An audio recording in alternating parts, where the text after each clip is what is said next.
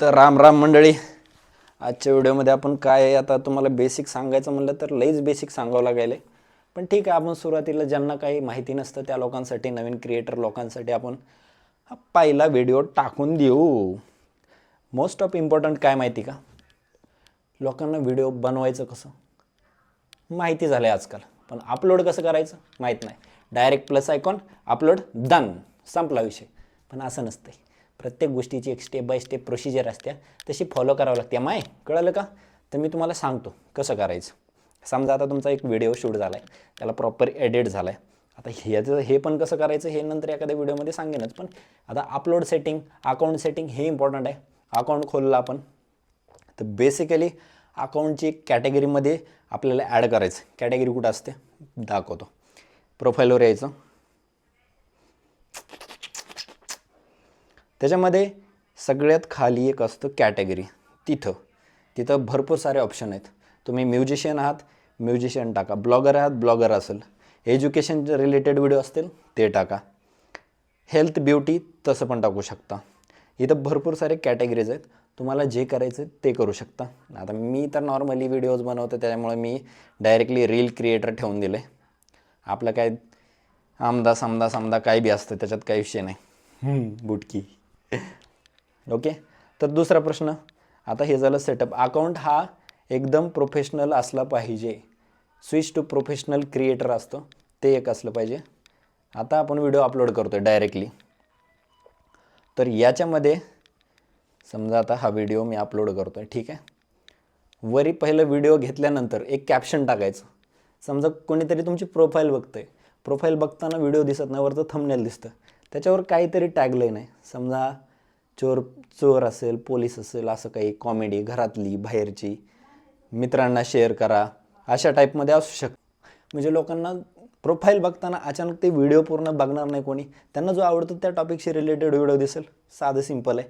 मित्राचा कॉन्टेंट आहे, हरामी मित्र बघितला का असा, असं टायटल टाकून द्या, संपला विषय. मग आता आपण व्हिडिओ घेतला आहे, तर याच्यामध्ये आपल्याला काय करायचं, पहिलं टायटल टाकलं. दुसरी गोष्ट, पहिलं टॅग ऑप्शन आहे. नवीन क्रिएटर आहात, एकमेकांना कोलॅबरेशन करू नका, काही गरज नाही. जोपर्यंत अकाउंट एकदम स्ट्रॉंग होत नाही, कोलॅबरेशन करू नका. माझा पर्सनल एक्सपिरियन्स सांगतोय. टॅग करू शकता, काय अडचण नाही. दुसरं ऑप्शन येतं इथं लोकेशन जिथं आहात तिथलं टाकून द्या, काय अडचण नाही.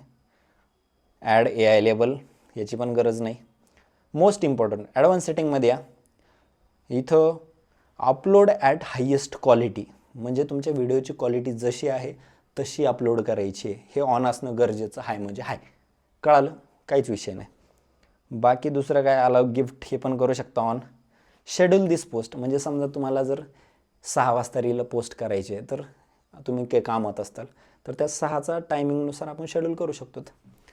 साधं सिंपल आहे. हॅशटॅग वापरायचे नाहीत. तुमच्या नावाचं एक हॅशटॅग बनवू शकता सुरुवातीपासून शेवटपर्यंत.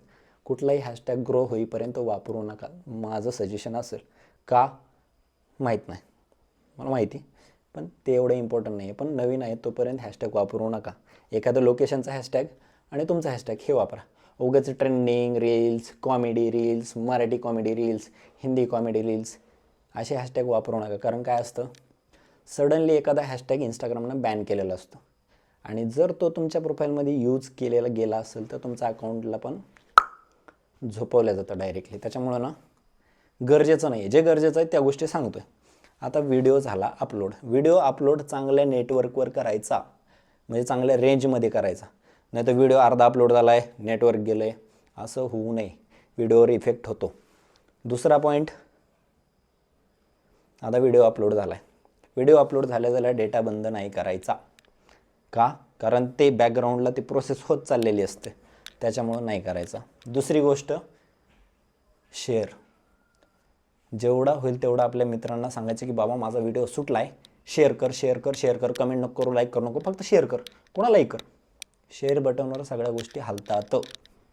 दुसरी अजून एक गोष्ट, ज्या वेळेस आपण व्हिडिओ पोस्ट केला आहे, कमीत कमी 1 तास स्वतः जाऊन व्हिडिओ नाही बघायचं. नाही तर आपल्याला सवय आहे, किती लाईक आल्या, किती कमेंट आल्या, किती शेअर झालं, आपल्या मोबाईलवरून आपल्या अकाउंटवरून आपल्याच व्हिडिओला बार बार व्ह्यू मारायची नाही.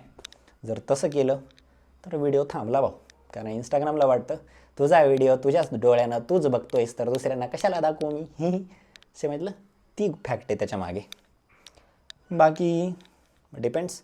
इंस्टाग्राम पहिलं तुमच्या फॉलोअर्सच्या 30% लोकांना दाखवतं. त्याच्यानंतर जर चांगलं वाटलं त्यांना शेअर होतं आहे व्हिडिओ तर वरच्या अल्गोरिदममध्ये जातं. मग वरच्या असा होतो व्हायरल. समजलं.